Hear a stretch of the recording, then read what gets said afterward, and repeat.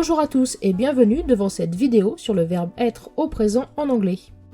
Être est un verbe d'état, il sera donc suivi d'un adjectif ou d'un groupe nominal, être heureux ou être un enfant par exemple. En anglais, le verbe être au présent a trois formes. Pour la première personne du singulier, on trouvera I am, que l'on peut contracter à l'oral pour obtenir I'm. Pour la deuxième personne du singulier, on trouvera you are, sa contraction est your. Pour la troisième personne du singulier au masculin, on trouvera he is, contractable en his. Nous avons déjà les trois formes possibles, am, are et is. Poursuivons avec la troisième personne du singulier au féminin, on trouvera she is, contracté en she's. Enfin, pour le neutre, qui désigne des objets ou des animaux, on trouvera it is, qui se contracte en its. Au pluriel maintenant. Pour la première personne du pluriel, on trouvera la deuxième forme du verbe, we are, qui devient à l'oral we're.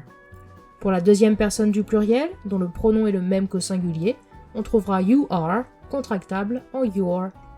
Pour terminer, la troisième personne du pluriel, dont le pronom est unique, quelle que soit la combinaison d'éléments qui la composent, on obtiendra they are, qui se contracte en their.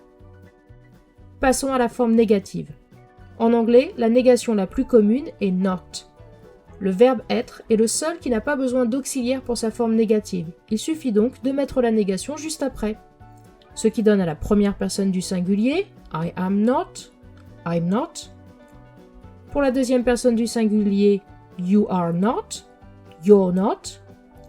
Troisième personne du singulier au masculin, on aura he is not, he's not.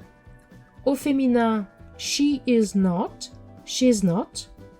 Et pour le neutre, ce sera tout simplement it is not, it's not. Au pluriel, la première personne donnera we are not, we're not. Pour la deuxième personne du pluriel, la conjugaison sera la même que pour le singulier, you are not, you're not. Pour la troisième, they are not, they're not. Il existe une autre façon de contracter les formes négatives de to be. Is not peut se dire isn't et are not peut se dire aren't. Passons maintenant à la forme interrogative. Encore une fois, to be est exceptionnel et ne nécessite pas d'auxiliaire. On peut donc simplement faire une inversion sujet-verbe. C'est impossible avec les autres verbes. Pour la première personne du singulier, cela donne am I. Deuxième personne du singulier, on aura are you. Troisième personne du singulier avec le masculin is he. Au féminin is she. Et au neutre is it. Au pluriel maintenant, pour la première personne, on dira are we. Pour la deuxième personne du pluriel, comme toujours, c'est comme pour le singulier, are you.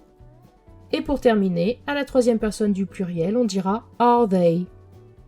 Nous avons donc vu le principal pour le présent simple de to be.